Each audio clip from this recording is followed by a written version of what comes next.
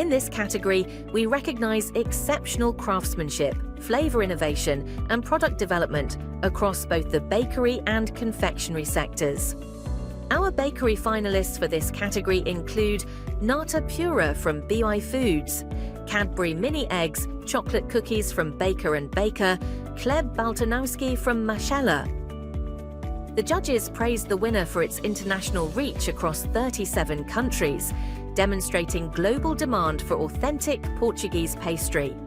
Bringing the pastel de nata to wider markets in a frozen format that replicates bakery quality performance shows exceptional format, quality, and consumer experience. And the winner of the International Bakery Product of the Year 2025 is BY Foods Nata Pura.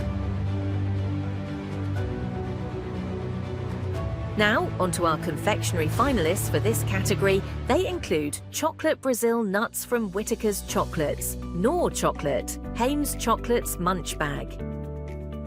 The judges praised the winner for brilliantly blending artisanal craftsmanship, nostalgic flavors, and sustainable principles. It delivers indulgence and responsibility in equal measure while showcasing creativity, quality, and global appeal. And the winner of the International Confectionery Product of the Year 2025 is Knorr Chocolate.